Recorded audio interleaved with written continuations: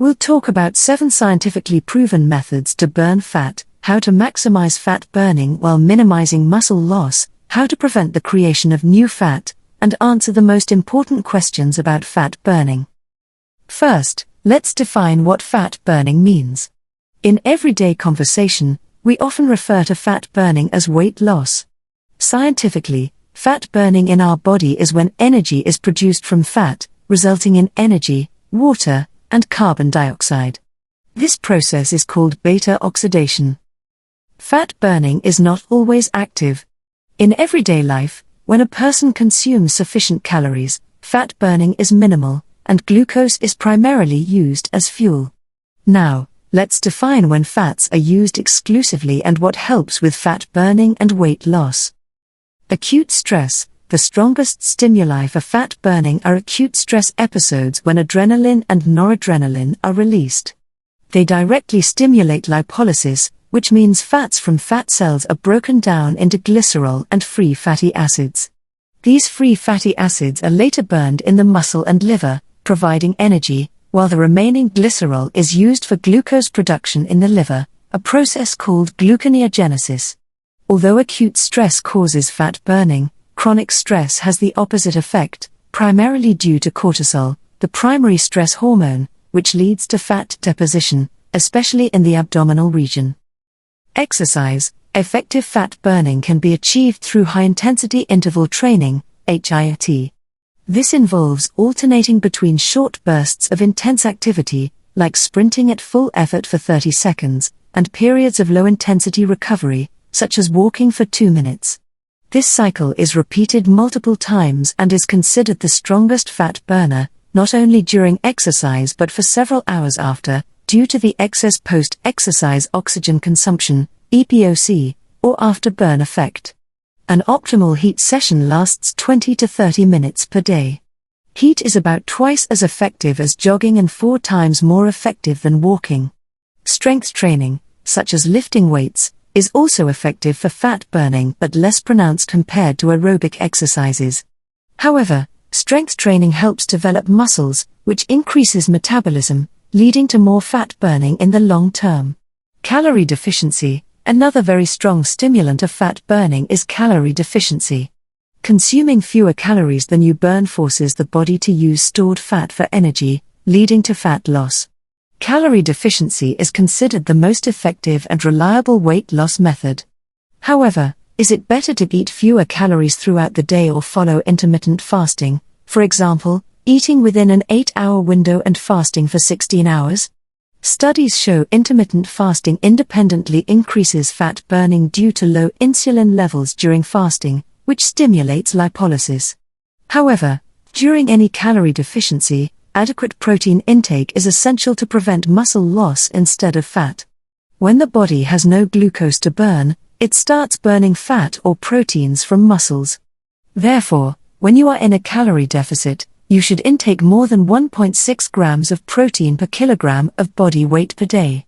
It's better if your eating day is filled with portions of protein to maximize muscle synthesis and prevent muscle loss. For example, if you lose 10 pounds and consume less protein, about 70% of the weight loss will be fat, and 30% will be muscle. But if you eat more protein, for example, 2 grams per kilogram of body weight, you will lose only about 10% of muscle mass. It is possible to recompose the body by losing fat and gaining muscle at the same time, but it's challenging. This process requires a high intake of protein, slight calorie surplus on workout days, and a calorie deficit on recovery days. To promote muscle growth, you should work out the same muscle groups 2 to 3 times per week. 4. Caffeine. The main component of coffee and colas, caffeine stimulates the nervous system and increases metabolism, which eventually boosts fat oxidation. Consuming 3 to 4 cups of coffee per day is considered optimal and safe for maximizing fat burning. Based on scientific evidence, caffeine is one of the most effective and safest fat burners, which I would rate 90 out of 100.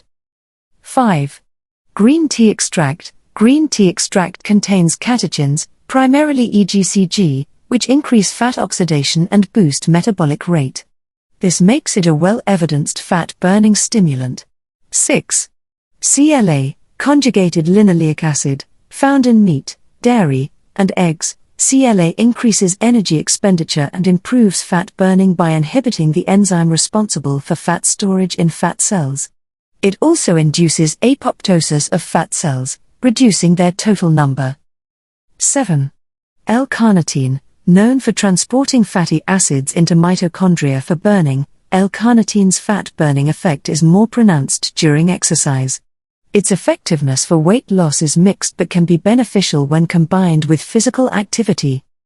Yohimbine. Yohimbine blocks alpha-2 adrenergic receptors, increasing adrenaline levels and promoting fat breakdown. It has been shown to have a moderate effect on fat loss, particularly in reducing stubborn fat areas, especially when combined with exercise. However, yohimbine may have serious side effects such as anxiety, increased heart rate, and elevated blood pressure. Other substances like forskolin, capsaicin, Garcinia cambogia, green bean extract, 5-hydroxytryptophan, and raspberry extract may also have weight loss effects, but their effectiveness is mixed and more debatable. Here's another important question: is spot reduction possible, such as reducing only stomach fat? Spot reduction: no, it's not possible to target fat loss in specific areas through exercise. A calorie deficit causes overall weight loss.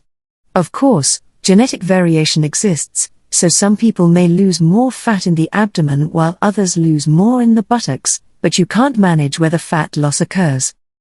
Role of sleep. Sleep plays an important role in fat burning. Sleep deprivation increases cortisol levels, cravings, and hunger, making it harder to control weight. Drinking water. Theoretically, drinking cold water has a thermic effect, slightly increasing fat burning. However, this effect is not very pronounced and doesn't directly affect weight. It can be considered a small help in the weight loss journey. Effective age. As we age, our metabolic rate slows down, and fat burning decreases. This is why gaining weight becomes easier with age. Hormones and fat burning. Female hormones. Estrogen causes fat storage subcutaneously, such as in the legs and buttocks, by activating enzymes responsible for subcutaneous fat storage. This is why women typically have lower body fat distribution, while men have more abdominal fat. After menopause, when estrogen levels decrease, fat distribution changes in women, making abdominal fat gain more common. Abdominal fat. This type of fat is metabolically active and releases inflammatory agents, causing chronic inflammation and stress in the body, which promotes weight gain. Testosterone promotes fat accumulation around organs. Visceral fat, seen as belly fat.